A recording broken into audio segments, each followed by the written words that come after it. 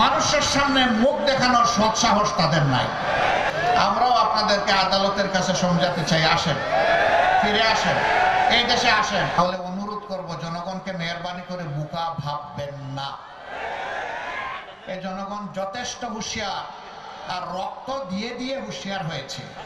অতএব জনগণকে বোকাও ভাববেন না, দুর্বল মনে করবেন না। যদি মনে করেন কালো টাকার পেশি শক্তি দিয়ে কিছু করবেন, সেদিন শেষ। ওই দুশ্চিন্তা আর করার কোনো দরকার নাই। জনগণ এই সুযোগ কাউকে দিবে না ইনশাআল্লাহ।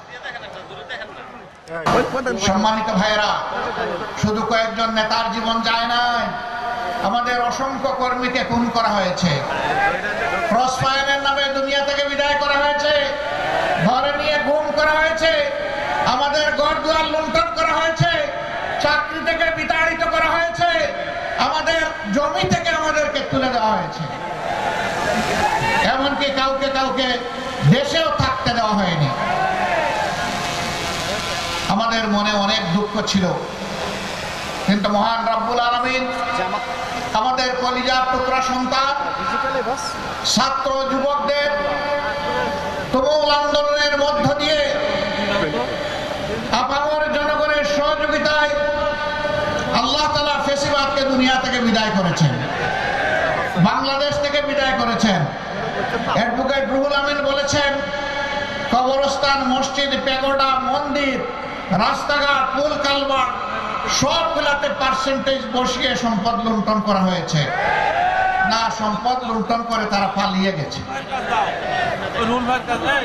কারণ তারা এতটাই অপরাধ করেছে।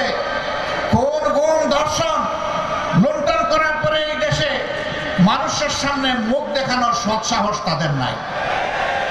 সৎ সাহস নাই বলেই তো তারা পালিয়ে গেছেন। আমরা তাদেরকে বলি, না, আসেন, আসেন, ফিরে আসেন।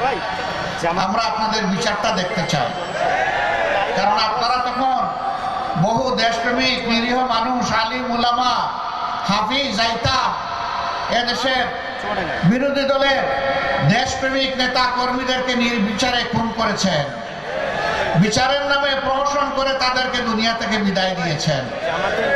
আপনারা তখন বলেছেন, আমরা কিছু করি নাই, আদালত সব কিছু করেছে। আমরাও আপনাদেরকে আদালতের কাছে সমঝাতে চাই, আসেন, ফিরে আসেন, এই দেশে আসেন, সৎ সাহস থাকলে আসেন।